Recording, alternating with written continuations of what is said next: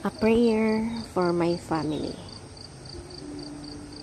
Panginoon, maraming salamat sa aking pamilya. Maraming salamat at lagi silang andyan. Sila po ang aking inspirasyon, ang aking lakas. Sila po ang nagiging kakampi ko sa mga pagsubok ng buhay. At laging nakaalalay kapag kailangan ko ng suporta.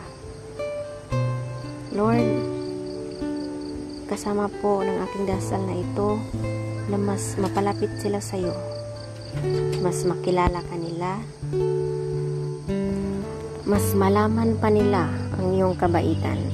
Kasama ng nakikita nila sa aking buhay na ikaw ang pinagkukunan ko ng lakas sa araw-araw. Kasama na rin ng aking dinadasal na tulungan nyo rin ang bawat isa sa kanila sa tuwing kailangan nila ng tulong ninyo, Lord.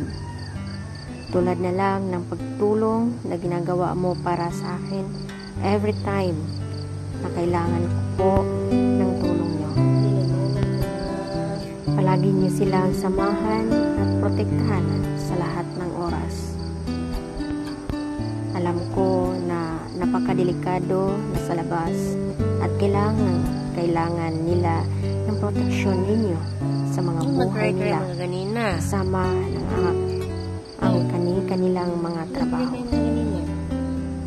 Ikaw, Panginoon, ang nakakaalam ng lahat ng kanilang pinagdadaanan sa mga sipuna. Alam mo kung anong mga pagsubok ang dumadating sa kanila. At alam ko, Lord, na ikaw lang makakatulong at makakasuporta sa kanila dahil alam mo ang kanilang mga buhay.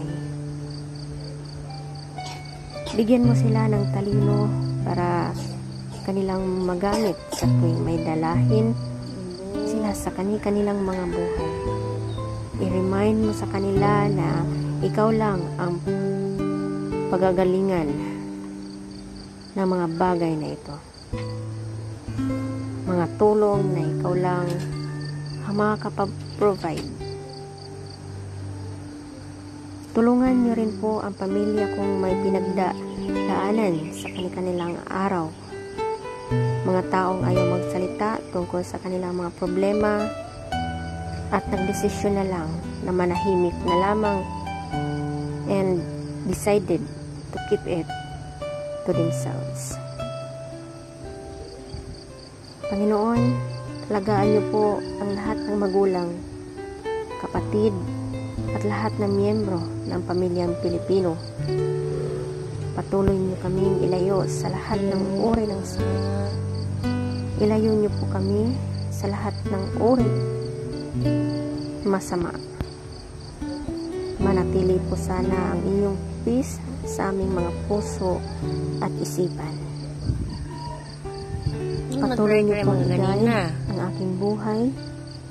Bigyan niyo po palagi ng direksyon ang aking araw-araw ng aking buong pamilya.